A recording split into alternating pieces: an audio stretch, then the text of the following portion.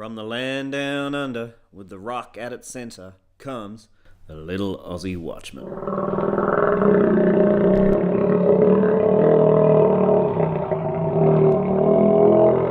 Today on TLAW, freedom versus chaos. In the world, these two forces run in the same direction.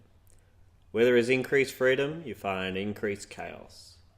And where there is reduced freedom, you find reduced chaos. Freedom is defined by the ability of the average person on the planet to live the life he sees fit, while chaos is defined by societal breakdown, economic mayhem, and rising conflict. What is that, you say? That's not true. Look at the West.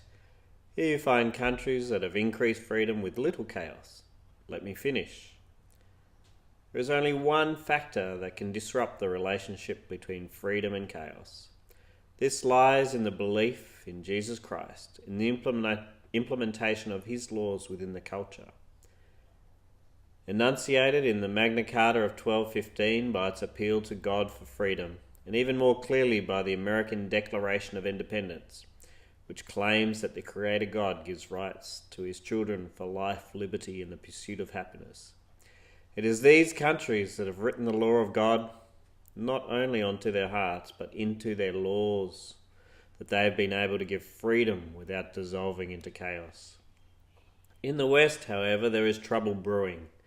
The laws of God have all but disappeared from the hearts of man, and are slowly being removed from the laws of the land. It is of no surprise, therefore, that the common man's freedom is slowly being eroded by increasing taxation and laws encroaching the freedom of religious belief, especially as it relates to Christian beliefs. In Australia, these laws include increased land tax, the Racial Discrimination Act, and increased limits on freedom of assembly. These are only to grow in the future with the sceptre of carbon dioxide taxation and laws against those who question the morality of gay marriage and abortion. This alliance of freedom and chaos, and therefore peace with authoritarianism, whether it be religious or secular, is seen clearly in the Middle East, with the displacement of the dictators such as Saddam Hussein and Muammar Gaddafi. The West seems to be surprised by the rise of the intolerant radical Muslim and his penchant for killing others. It is this kind of chaos which is tempered by either authority or Christianity. It is Christianity that leads to freedom. It is atheism that will lead to chaos. The laws of God sustain, while the laws of man destroy. The West is committing mass suicide by ignoring the foundations of its freedoms and concentrating on the freedom to sin.